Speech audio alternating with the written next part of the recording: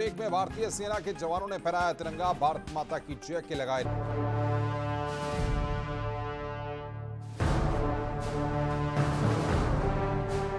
बात सन 1942 की है। महात्मा गांधी के आह्वान पर भारत छोड़ो आंदोलन चलाया जाता था। देवरिया जनपद के रहने वाले शहीद रामचंद्र विद्यार्थी, जो कक्षा 7 के विद्यार्थी थे और 14 वर्ष की उम्र में शहीद हो गए। वह इसी स्कूल से निकले और देवरिया के कलेक्ट्रेट में तिरंगा फहराने की कोशिश की, लेकिन अंग्रेजों की गोलियों का शिकार हो गए। अंग्रेजों के खिलाफ स्वतंत्रता संग्राम में क्रांतिकारियों की अमिट गाथा है, जिसको लेकर मुल्क को आजाद कराने के लिए इन वीरों ने टोली बनाकर गांव-गांव जाकर आजादी का बिगुल फूंका। मेरे पिताजी का नाम श्री विष्णुदत्त शर्मा था और उन्होंने गांधी जी के आह्वान पर आर्य समाज हैदराबाद आंदोलन में हिस्सा लिया था। इसके लिए वो जेल भी काटी, उन्होंने जेल में भी रहे और बहुत प्रताड़नाएं सही। सुदूर पूर्वांचल का जिला मऊ यूं तो आजादी के बाद बना, लेकिन स्वतंत्रता संग्राम के दिनों में ये आजमगढ़ का हिस्सा हुआ करता था। मऊ की मधुबन क्रांति, दोहरी घाट कांड ने अंग्रेजों को खूब परेशान किया था। 1857 की क्रांति के दौरान दुबारी दोहरी घाट परदहा सरीखे गांव के लोगों ने माल गुजारी देने से इनकार कर दिया था। सबसे पहले बेलथरा रोड स्टेशन को लूटा और फिर मधुबन तहसील और थाने पर कब्जा करने के लिए निकले। उस वक्त पुलिस ने बागियों पर फायरिंग कर दी थी, जिसमें कई लोग मारे गए थे। भारत की आज़ादी में हमीरपुर का योगदान अहम रहा है। युवाओं ने यहाँ पर आज़ादी में बढ़ चढ़ कर हिस्सा लिया और भारत देश को आज़ाद कराया। बताया जाता है कि यहाँ पर 323 युवा थे जो स्वतंत्रता संग्राम सेनानियों के नाम से जाने जाते हैं। उन्हीं के बीच में मैं बात करता हूँ बृजराज सिंह चंदेल, जो देवगांव के रहने वाले थे। उन्होंने सुभाष चंद्र बोस के साथ में भी काम किया है, उसके बाद वो सेना में भी रहे। बताया जाता है कि वो लगातार भारत और चीन के युद्ध में भी शामिल रहे। उन्होंने यात्राएं की और जेल भी काटी। हम शहीद हैं, दिल में कहाँ जाएंगे, तुम्हारी आंखों में सदा ही झिलमिलाएंगे। ऐसी ही कहानी है रायबरेली के महान स्वतंत्रता संग्राम सेनानी सूरज प्रसाद त्रिपाठी की, जिन्होंने 18 अगस्त 1942 को सरेनी बाजार में एक जुलूस निकाला और थाने पर झंडा फहरा दिया, जिसके बाद उन्हें पुलिस ने गिरफ्तार कर लिया और उनकी गिरफ्तारी के बाद आक्रोशित हुई भीड़ पर पुलिस को फायरिंग करनी पड़ी, जिसमें 5 क्रांतिकारी शहीद हो गए। 16 अगस्त 1942 को कांता प्रसाद विद्यार्थी के साथ मिलकर के उनके तमाम साथियों ने न सिर्फ धानापुर थाने पर चढ़ाई की थी, बल्कि छत पर चढ़कर देश का तिरंगा फहराया था। लगभग 10 दिन तक यह थाना आज़ाद रहा। इस दौरान तत्कालिक ब्रिटिश इंस्पेक्टर नूर आलम के साथ उनका विवाद भी हुआ और गोलीबारी की घटना में 3 क्रांतिकारी शहीद हुए। घटना के बाद उग्र क्रांतिकारियों ने तत्कालीन इंस्पेक्टर और 3 सिपाहियों को जिंदा जला दिया था। आजादी की लड़ाई में चंदौली का भी योगदान रहा है। स्वतंत्रता सेनानियों में एक नाम राम प्रकाश शाह का भी है। वैसे तो राम प्रकाश छपरा के रहने वाले थे, लेकिन वो अपने पिता के साथ चंदौली आ गए थे। यहाँ रहकर महात्मा गांधी के रास्ते पर चल पड़े। आंदोलन के दौरान अंग्रेजों की गोली से वे जख्मी भी हो गए थे। देश के लिए उन्होंने मिर्जापुर जेल में सजा काटी। राम प्रकाश उन सेनानियों में से थे जो आजादी के बाद जन सेवा कार्यों में लग गए। वो कवि और लेखक भी थे। मैं इस समय मौजूद हूँ कासगंज जिले के साहबपुर टहला गांव में, जहां देश के क्रांतिकारी महावीर सिंह राठौर का जन्म हुआ था। उनकी मूर्ति मेरे पीछे लगी हुई है और मैं सहयोग से कहूँगा वो दिखाएं, उनकी मूर्ति है। उनका यहाँ इसी गाँव में जन्म हुआ था, जिन्होंने अंग्रेजों से लड़ाई लड़ी और आज़ाद सिंह की फौज के एक जो भी सिपाही थे, उनको सहयोगी माने जाते थे। और इनका बलिदान 16 मई 1933 में सेलुलर जेल अंडमान में हुआ था। ठाकुर झिंगुर सिंह के नेतृत्व में यहाँ पर किसान महापंचायत का आयोजन हुआ, जिसमें लाखों की संख्या में किसानों ने बढ़ चढ़ के हिस्सा लिया। तो अंग्रेजी हुकूमत हिलने लगी, क्योंकि यह महापंचायत अंग्रेजी हुकूमत के अत्याचार और उत्पीड़न के विरोध में बुलाई गई थी। जिसके बाद बौखलाहट में अंग्रेजों ने किसानों पर जमकर गोलियां चलाई थी। दर्जनों किसान और देशभक्त की हत्या कर दी गई थी और सैकड़ों लोग गोली लगने से घायल हुए थे। बदायूं आज़ादी की लड़ाई में कहीं भी पीछे नहीं रहा है। 1858 में मेजर जनरल निकोलस पेनी को बदायूं में मार दिया गया था। वो उसैस से बदायूं आ रहे थे। उसी समय उनकी जो काफिला था उस पर क्रांतिकारियों ने हमला किया था और उनको मार दिया था। शव को दफना दिया गया था और उसके बाद जब उन लोगों को पता चला अंग्रेजों को, तब वो बदायूं आए और ककराला में उन्होंने पूरे ककराला को तहस नहस कर दिया, जला दिया था। आजमगढ़ के राजा बेनी माधव सिंह ने अंग्रेजों के खिलाफ लड़ाई लड़ी। 1857 की लड़ाई में माधव सिंह ने अपने बड़े भाई के साथ मिलकर अंग्रेजों को भारी नुकसान पहुंचाया। लड़ाई के दौरान बेनी माधव सिंह दूसरे क्रांतिकारियों के संपर्क में आ गए, जिसके बाद नाना साहेब, अमीनुल्लाह, बेगम हजरत, झांसी की रानी कुंवर सिंह ने अंग्रेजों के खिलाफ साझी रणनीति के तहत लड़ाई की। अंग्रेजों ने सभी क्रांतिकारियों को एक एक करके मार दिया। बेनी माधव सिंह 16 साल तक अंग्रेजों के खिलाफ गुरिल्ला युद्ध करते रहे। फैजाबाद के क्रांतिकारी पंडित राम नारायण आजाद का आजादी की लड़ाई में अहम योगदान था। इनको लेकर ब्रिटिश खुफिया विभाग ने एक रिपोर्ट जारी की थी, जिसमें कहा गया कि राम नारायण क्रांतिकारियों को बम पिस्टल की सप्लाई करवाते थे। राम नारायण और चंद्रशेखर आजाद के भी क्रांतिकारी संबंध थे। राम नारायण ने क्रांतिकारियों के साथ मिलकर आगरा और लखनऊ बम कांड को अंजाम दिया। अंग्रेजों ने राम नारायण को कानपुर से गिरफ्तार किया और 1 साल जेल में रखने के बाद आजादी से 4 दिन पहले उनकी हत्या करवा दी। जनपद जालौन का एक ऐसा गांव कदौरा क्षेत्र के हरिश्चंद्रपुर का है, जो कि आजादी के बाद भी आजाद नहीं हुआ था, वह नवाबों के अधीन था।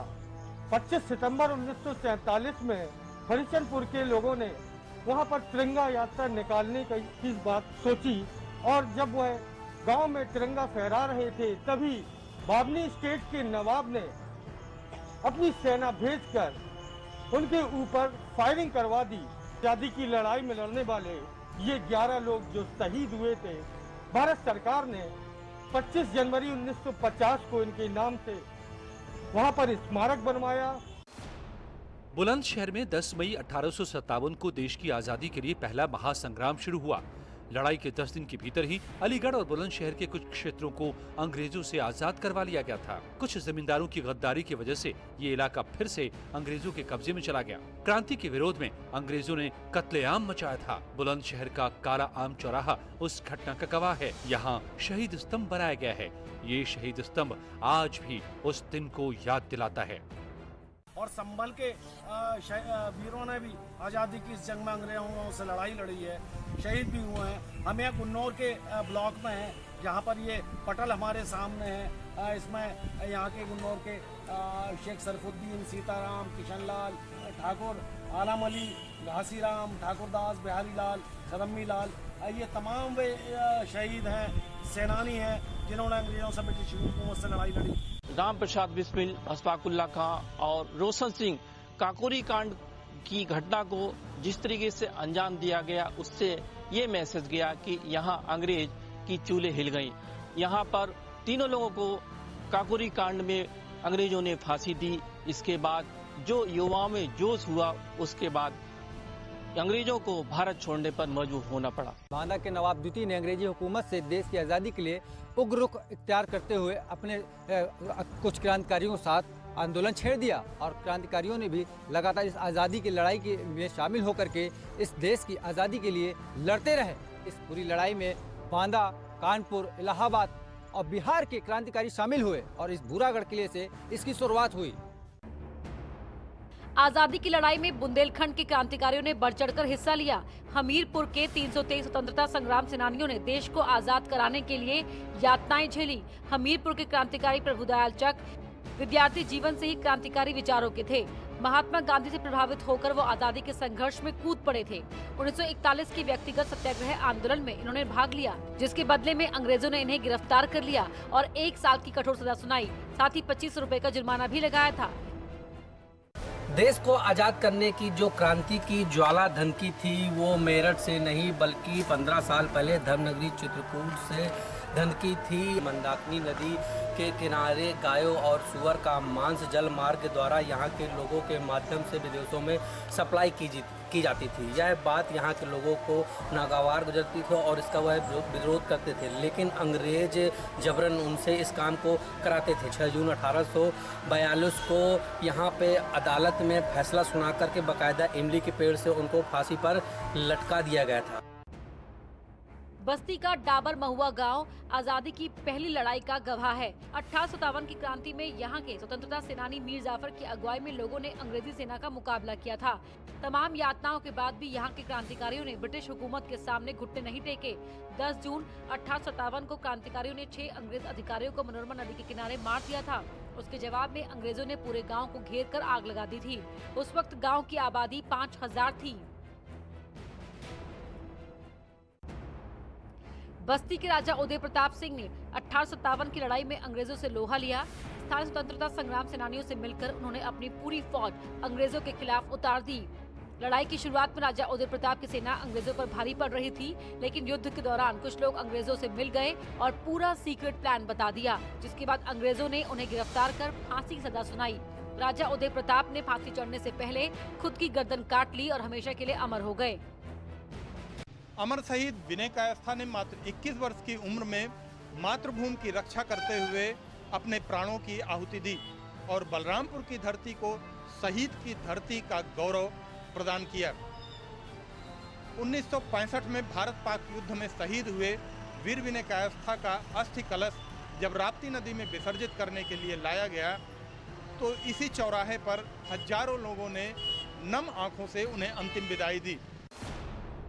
1857 की क्रांति में शामली के क्रांतिकारियों ने भी बढ़ चढ़कर हिस्सा लिया था। यहाँ के चौधरी मोहर सिंह वीर नायकों के साथ अंग्रेजी सेना से भिड़ गए थे। शामली के उस संघर्ष में 225 पुरुष और 27 महिलाएं शहीद हो गई थी। कहानियां ऐसी भी है कि उस वक्त क्रांतिकारियों से परेशान होकर अंग्रेजी सेना ने शामली के चारों तरफ तोपें लगा दी थी। अंग्रेजों ने चौधरी मोहर सिंह को गिरफ्तार कर फांसी के फंदे पर लटका दिया था। शामली के एसटी चौक पर मोहर सिंह की प्रतिमा लगाई गई है। आज़ादी की लड़ाई में कन्नौज का विशेष योगदान रहा है। 1857 में पहली क्रांति हुई जिसमें कन्नौज के वीरों ने हिस्सा लिया। इसके बाद में 1947 की आज़ादी में भी कन्नौज के क्रांतिवीरों ने हिस्सा लिया। कालीचरण टंडन, गोवर्धन लाल कनौजिया, अनंतराम श्रीवास्तव, ऐसे सैकड़ों नाम हैं जिन्होंने आज़ादी की लड़ाई में हिस्सा लिया। बदायूं के रुकुम सिंह और उनके बेटे गोवर्धन राठौर को आज भी याद किया जाता है। रुकुम सिंह गांधीवादी थे, जबकि उनके बेटे गोवर्धन राठौर अंग्रेजी सरकार में सरकारी नौकर थे। अंग्रेजों ने जब उनके पिता को गिरफ्तार किया तो उन्होंने सरकारी नौकरी छोड़ दी और आजादी की लड़ाई में कूद गए। गोवर्धन राठौर ने बदायूं कासगंज रूट पर सोरो के पास रेलवे पटरी को बम से उड़ा दिया था। 20 अक्टूबर 1942 को उन्हें गिरफ्तार कर जेल भेजा गया। मेरे पीछे लगी शहीद कैप्टन मनोज पांडे की ये मूर्ति आने वाली पीढ़ियों को देश के गौरवशाली इतिहास की कहानी बताती रहेगी। ये आज़ादी इतनी आसान नहीं थी। आज देश आज़ादी की 75वीं वर्षगांठ मना रहा है। देश पर बुरी निगाह उठाने वालों को भी इस देश के वीर सपूतों ने कड़ा जवाब दिया है।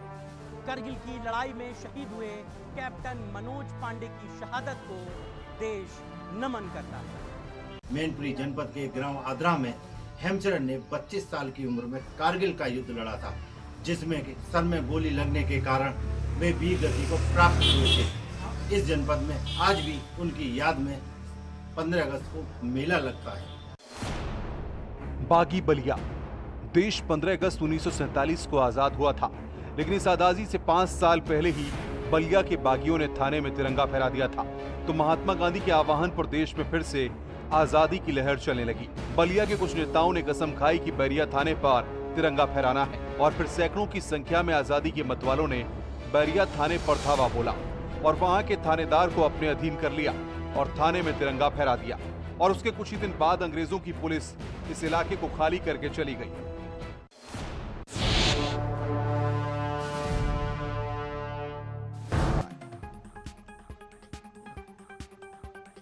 75वें स्वाधीनता दिवस की वर्षगांठ पर प्रदेश के मुख्यमंत्री योगी आदित्यनाथ ने विधान भवन में फहराया झंडा। इस दौरान उन्होंने क्रांतिकारियों को याद करते हुए श्रद्धांजलि दी।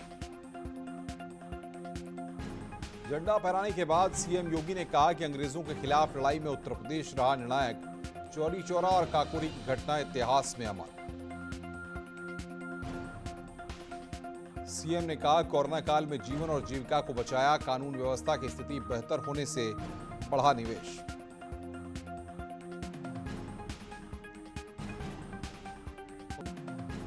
स्वतंत्रता दिवस पर देशभक्ति के रंग में रंगा था लाल किला। सुबह से ही लाल किले के शिखर पर फहरा रहा था तिरंगा।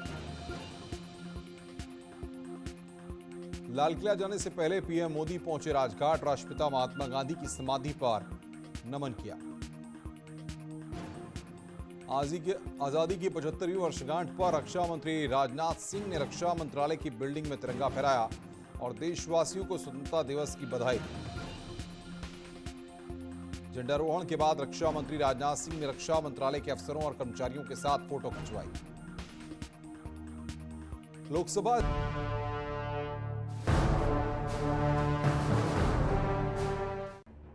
रुड़की से 25 किलोमीटर दूर कुंजा बहादुरपुर गांव में 1857 से पहले ही क्रांति की ज्वाला धधक उठी थी। इतिहासकार कहते हैं कि 1822 में राजा विजय सिंह ने अंग्रेजों को लगान देने से मना कर दिया था। उसके बाद अंग्रेजों और राजा विजय सिंह में युद्ध हुआ था। उस युद्ध में राजा विजय सिंह के साथ ग्रामीण भी शामिल थे। अंग्रेजों ने विजय सिंह, उनके सेनापति कल्याण सिंह समेत बहादुर गांव के लोगों को युद्ध में हरा दिया। उस वक्त अंग्रेजों ने 152 लोगों को रुड़की के सुनहरा वट वृक्ष पर सरेआम फांसी पर लटका दिया था। वो वट वृक्ष आज भी मौजूद है।